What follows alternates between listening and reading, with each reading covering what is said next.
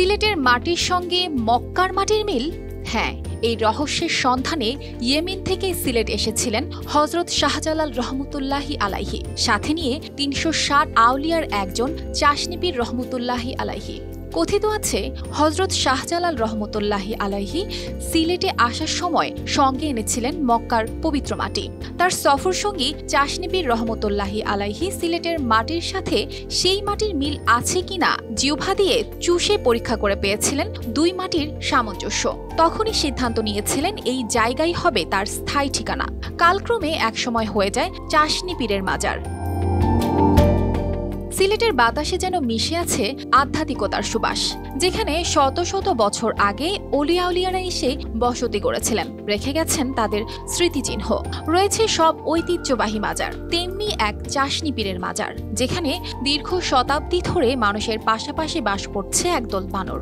কিন্তু সময়ের পরিবর্তনে কমে আসছে তাদের সংখ্যা, সংকুচিত হচ্ছে তাদের আবাসস্থল।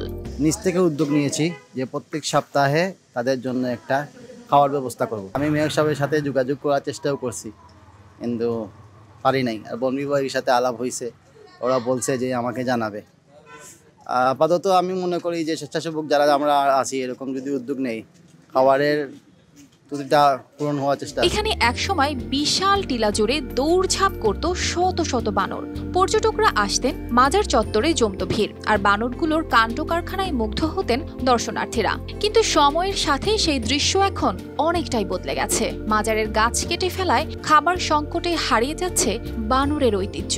বানরগুলো আশেপাশের বাড়িঘরে হানা দেয় খাবারের সন্ধানে, দোকান থেকে ছোঁ মেরে পালিয়ে যায় খাবার নিয়ে, কখনো বা আক্রমণ করে বসে পথচারীদের। কিন্তু এরপরও এলাকাবাসীর কোনো অভিযোগ নেই।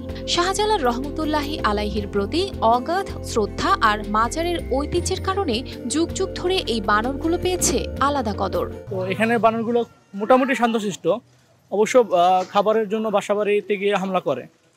তো আই হোপ যদি এইখানে অথবা সিলেটের কোনো প্রশাসন অথবা সিলেটের কোনো একটা ভালো উদ্যোগে যদি তাদের একটা খাবারের ব্যবস্থা করা প্রতিদিন রুটিন ওয়াইজ, তাহলে হয়তো আশেপাশের মানুষ যারা থাকে তারা এই ধরনের বানানোর যে আপনার উৎপাদ, ওইটা থেকে হয়তো তারা ভালো থাকতে পারবে আর কি, এটা আমি আশা করি।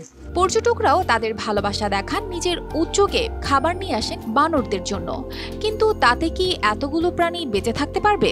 জায়গা বেহাত হওয়া, নগর কর্তৃপক্ষের অবহেলা আর গাছ কেটে ফেলার কারণে বানরগুলো ক্রমশ হারিয়ে যাচ্ছে। বানরগুলো যদি পর্যাপ্ত মতো গাছপালা থাকতো, মাজারে জায়গা দখল না হইতো, তো এগুলার বন বিভাগের মাধ্যমে বা সরকারের মাধ্যমে আরও নতুন কিছু গাছপালা রোপণ করা হইতো এবং সরকারি উদ্যোগে যদি বানরের কিছু খাবার দাবার ব্যবস্থা করা হইতো, তো আশা করি বানরগুলা লোকাল হয়ে যেত না।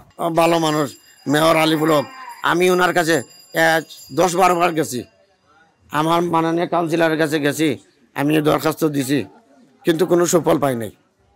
মাজারে দেখেন আমার এখানে একটা টাইলস লাগছে, অথচ আমার মাজারের জায়গার উপর সিটি কর্পোরেশনে কয়েক কোটি টাকা মাসে ফায়দা পাচ্ছে। কীভাবে পাচ্ছে? মাজারের জায়গার উপর সিটি কর্পোরেশনের ডিপকল, 2টা ডিপকল বসানো। এলাকাবাসীর একটাই দাবি, চাশনিপীরের মাজার ও আশ্রিত বানরদের বাঁচাতে দ্রুত ব্যবস্থা না নিলে হয়তো কিছুদিন পর এই টিলায় বানরের অস্তিত্ব খুঁজে পাওয়া কঠিন হবে। News desk, RTV।